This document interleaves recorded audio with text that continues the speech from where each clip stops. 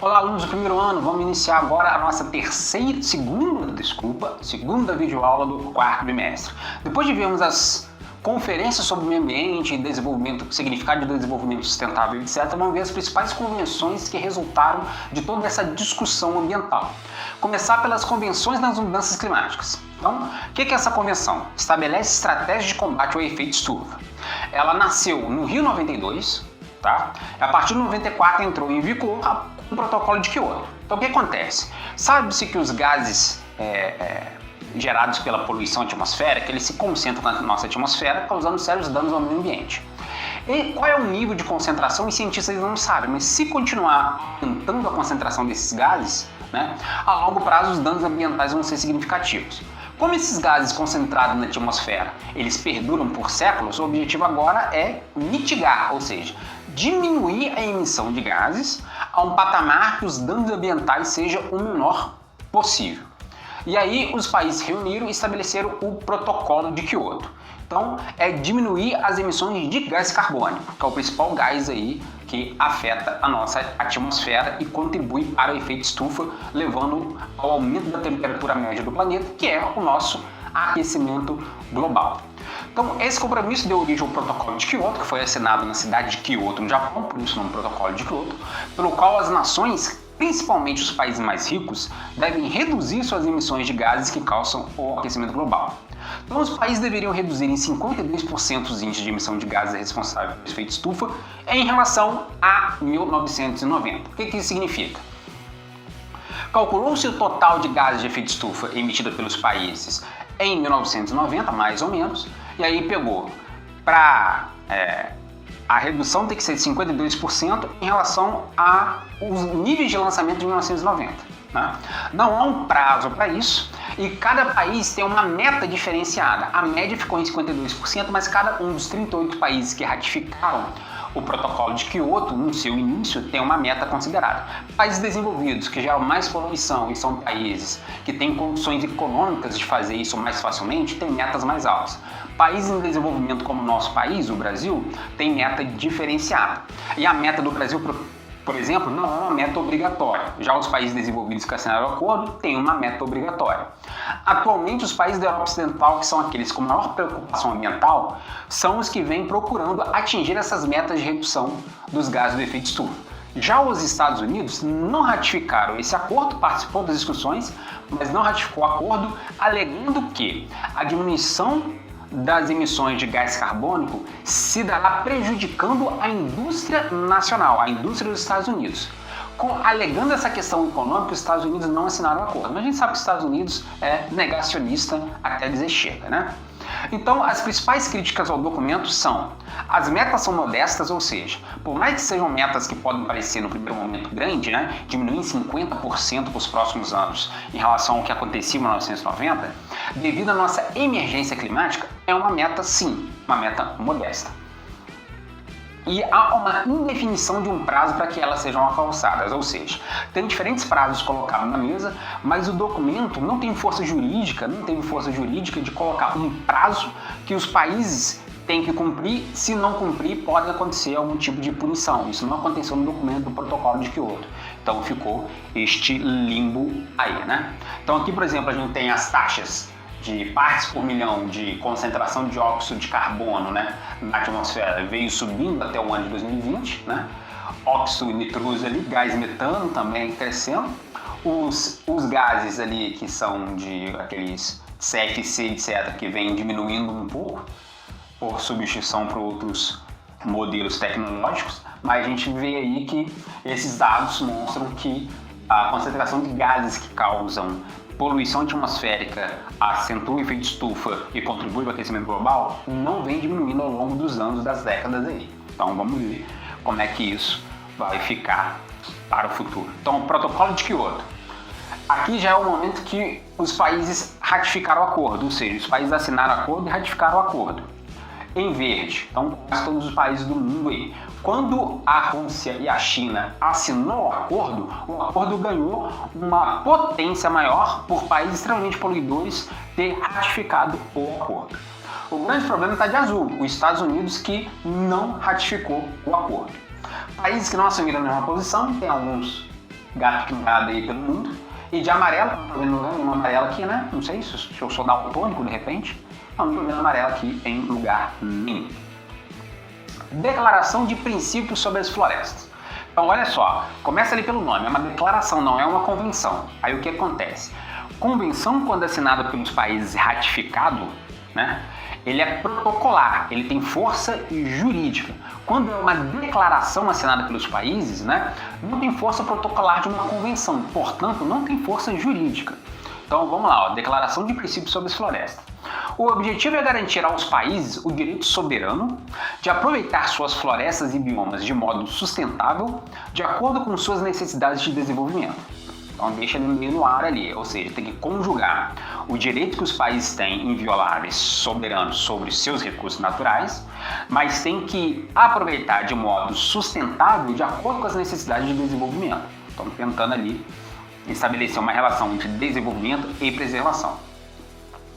Essa declaração procura um consenso global quanto à gestão, conservação e desenvolvimento sustentável relacionados às florestas de todos os tipos. Não tem força de convenção, sem vinculação formal, sem força judiciária. Esse é um grande problema aí dessa convenção. Convenção sobre biodiversidade. Então, o que é essa convenção? Refere-se à necessidade de conservação dos recursos biológicos do planeta. Sua meta é conciliar o desenvolvimento com a proteção desses recursos, assim como preservá-los para gerações futuras, dentro daquele conceito que a gente cansou de ver sobre desenvolvimento sustentável ampliado aí. Tem como maior preocupação a conservação de espécies da fauna e da flora ameaçadas de extinção, sobretudo nas regiões intertropicais, onde estão as maiores diversidades biológicas do mundo. Então, a Convenção sobre Biodiversidade procura estabelecer ali alguns parâmetros, como o uso adequado dessa biodiversidade, respeitando a soberania de cada país, entretanto que esses países estabeleçam planos, diretrizes, né, para que haja um uso sustentável dessa biodiversidade, que a população desses países possam aproveitar, né, a questão econômica do uso desses recursos dessa biodiversidade, ao mesmo tempo em que tem que conciliar com uma preservação para atender as gerações futuras. A grande questão é que as maiores diversidades biológicas do planeta, nas florestas intertropicais, estão localizadas em países subdesenvolvidos, onde muitas vezes essas questões, né, já afetadas pela pobreza, desigualdade social e etc., né, esses recursos biológicos e ambientais não revertem em benefícios para a sua população, que é um grande problema dessas regiões aí. Aqui a gente tem Convenção de Declarações Ambientais, partes da Convenção, signatário, mas não ratificado, quem? Estados Unidos, e o de laranja ali é o quê? San Marino? Tem nem floresta merda. Sei lá. Convenção da Desertificação.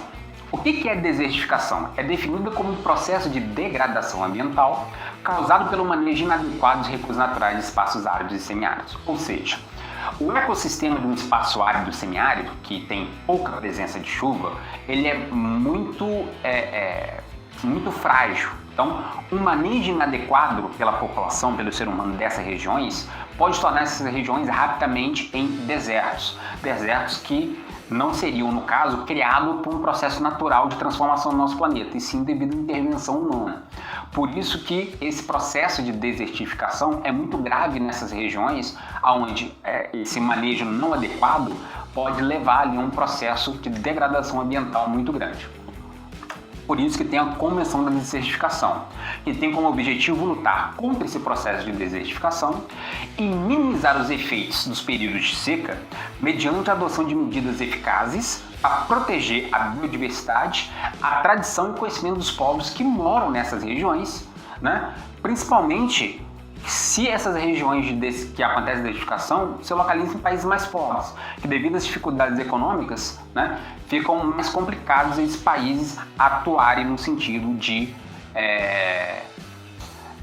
auxiliar a sua população local que sofre com essa degradação ambiental aí.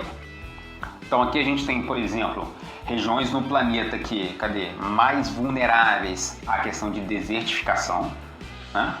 Então a gente tem uma região aqui que é cinza, que é deserto, tá? Regiões aí, etc e tal. Interesses econômicos sobre o meio ambiente. O que acontece? A gente tem basicamente dois interesses econômicos sobre o meio ambiente que gera milhões de dólares e bilhões de dólares de forma ilegal, né? Biopirataria caracteriza pelo transporte ilegal operado por traficantes, né? Ou seja, eles vão traficar fauna e flora de regiões que têm grande biodiversidade principalmente, como no caso do Brasil, da floresta amazônica, etc. Geralmente eles são recrutados por laboratórios farmacêuticos internacionais que buscam nessa fauna e flora princípios ativos para a criação de remédios, e aí ao patentear esse remédio, né, qualquer pessoa ou instituição que for usar esse remédio tem que pagar ali os royalties, tem que pagar a patente. Então isso leva a uma concentração de poder muito grande. Né? E para extrair esse princípio ativo, ele acaba retirando de forma ilegal essas grandes companhias farmacêuticas de áreas que têm biodiversidade que possam levar a esse enriquecimento desses laboratórios farmacêuticos. Então, esses traficantes coletam, né, esses elementos biológicos e vendem esse uso dessa informação da fauna e da flora para o exterior, principalmente se apropriando do conhecimento secular de povos tradicionais dessas regiões, como no caso dos indígenas aqui no Brasil, na floresta amazônica, é um exemplo. Então, ao se apropriar desse recurso biológico, dos conhecimentos de povos tradicionais e indígenas, sem o devido reconhecimento desse conhecimento, de onde saiu todo esse processo, as indústrias farmacêuticas ganham e faturam em cima disso. Já em relação à biossegurança, diz respeito ao controle e à minimização dos riscos provenientes de aplicação de diferentes tecnologias ao meio ambiente, ou seja, é a aplicação de diferentes tecnologias ao meio ambiente, da qual a biossegurança é responsável por se preocupar em quais riscos, né, são provenientes da aplicação dessa tecnologia nas questões ambientais. Deve-se assegurar, então, o desenvolvimento científico, proteger a saúde humana e manter o equilíbrio do ecossistema.